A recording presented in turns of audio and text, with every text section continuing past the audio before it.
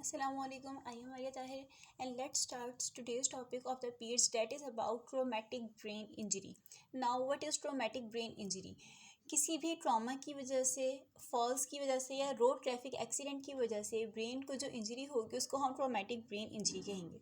Traumatic brain injury को हम दो कैटेगरीज में डिवाइड करते हैं, primary injury and the secondary injury. Primary injury at the spot rotational forces, sharing forces या किसी डेक्सेलरेशन की वजह से हो, यानी जब ब्रेन को बहुत ज़ोर से हिट हो और उसकी वजह से ब्रेन जो है वो शेक करे तो उसे हम कहेंगे primary injury. And what is secondary injury? Primary injury की वजह से जो कॉम्प्लिकेशंस आती हैं, यानी कहीं पर हाइपोक्सिया हो जाए, वेजोस्पाज्म हो जाए, इन्फॉक्शन हो जाए, हाइपोटेंशन हो जाए, तो प्राइमरी इंजरी की कॉम्प्लिकेशंस में सेकेंडरी इंजरी आती है। ओके, ट्रॉमेटिक ब्रेन इंजरी में एक टर्म बहुत यूज़ की जाती है जिसे कहते हैं सेकेंड इम्पैक्ट सिंड्रोम।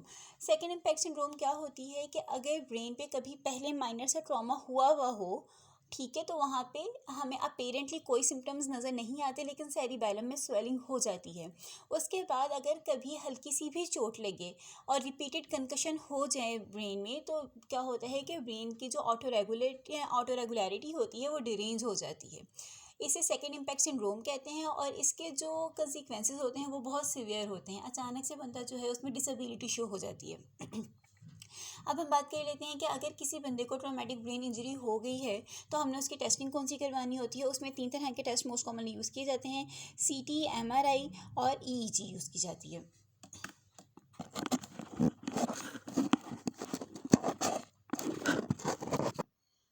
अब हम बात करते हैं how to check the severity of the brain injury.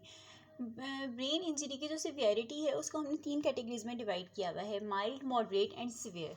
और इसको चेक करने के लिए हम 3 क्राइटेरियाज को यूज़ करते हैं, GCS, Glasgow coma scale, coma scale, amnesia मतलब memory loss and unconsciousness.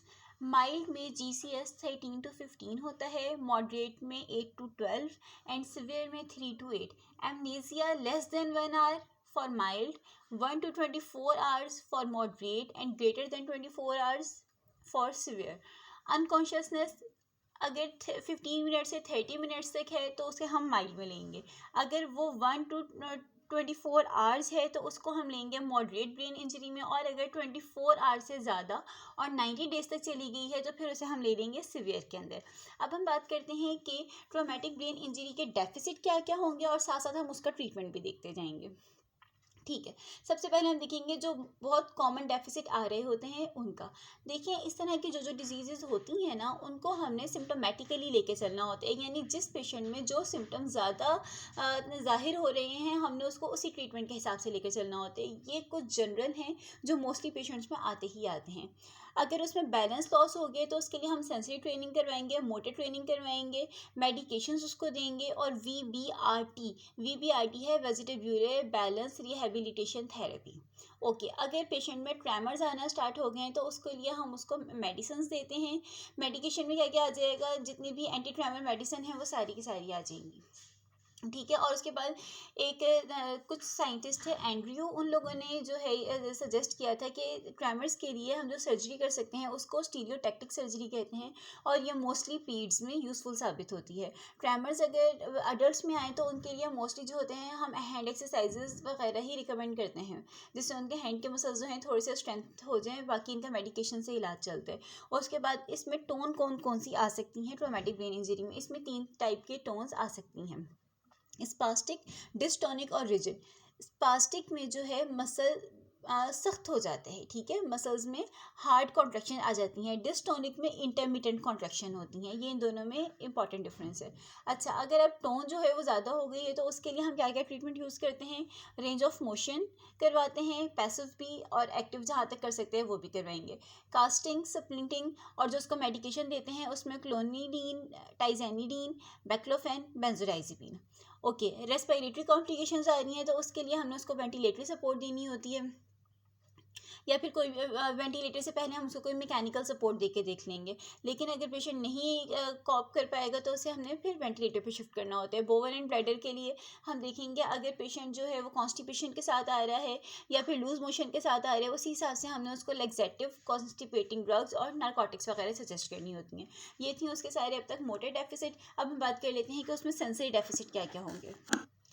Sensory deficit में हमारे पास एनोस्मिया मतलब loss of smell, hearing impairments आ सकती हैं, विजुअल इम्पेयरमेंट्स आ सकती हैं, ब्रेन का जो पार्ट डैमेज होगा उस हिसाब से उसका लॉस आएगा। अब जो जनरल ट्रीटमेंट होता है इसका, उसमें हमने सेंसरी स्टिमुलेशन देनी होती हैं, वो स्मेल के लिए अलग हैं, हेयरिंग के लिए अलग हैं, विजुअल टैक्टाइल स्टिमुलेशन अलग हैं। और उसके बाद जो होता है, हमने जब पेशेंट जो है वो उसके रिहैब हो जाए तो उसको फिर हमने एक डिस्चार्ज प्रोग्राम देना होता है घर के लिए। अब बात कर लेते हैं कि इसके पास यूनिवर्सिटी क्वेश्चन कौन कौन से आए हुए थे, तो वो दो मेरी नज़र से गुजरे थे। What are the different forms of the tone abnormalities are found in the TBI. तो हमने 3 तरह की टोन एबनॉर्मेलिटीज़ पढ़ी थी, spastic, dystonic and the rigid, और उसके आगे उसका ट्रीटमेंट भी लिखा हुआ था। How will you teach the children to cope up with the spasticity, कि अगर एक में चिल्ड्रन है वो स्पास्टिक है तो उसको आप क्या ट्रीट करेंगे कि वो अपना सेल्फ कंट्रोल कैसे करे स्पास्टिसिटी के लिए। तो पेशेंट को खुद से कॉप करने के लिए आप उसको बताएंगे कि उसने जो है बेड से चेयर पे किस तरह से मूव करना है, अपनी स्पास्टिसिटी के लिए उसने सेल्फ स्ट्रेचिंग किस तरह से करनी है, ट्रिगर पॉइंट्स का उसने कैसे ध्यान रखना है, और उसके अलावा अपनी बॉडी को न्यूट्रल पोजीशन में कैसे रखना है। या फिर मिनी अगर जो है आप जो उनके अटेंडेंट होंगे उनको भी आप बताएंगे कि बॉडी में जो है अगर स्पास्टिसिटी ज़्यादा है तो आपने किस तरह से इस बच्चे की टेक केयर करनी है कि उसमें कॉन्ट्रैक्चर्स के चांसेस कम से कम हो। उसके अलावा ऐसी पेशेंट्स को मोस्टली जो है कॉन्स्टिपेशन और हेमराइड्स का प्रॉब्लम हो जाता है, तो आपने उनको डाइटिंग प्लान देना है और आपने बताना है कि ज़्यादा से ज़्यादा पानी पियो, फ्लेक्सिबिलिटी एक्सरसाइजेस आप बताएंगे, और जो है इस तरह से वेयरिंग स्प्लिंट्स बता देंगे, जो कास्टिंग या स्प्लिंट्स वगैरह बता देंगे, जिससे जो स्पास्टिसिटी है वो वर्स ना हो, क्योंकि स्पास्टिसिटी तो वक्त के साथ साथ ही बेहतर होनी है। ये थी जी आज का हमारा टॉपिक। अल्लाह हाफिज़।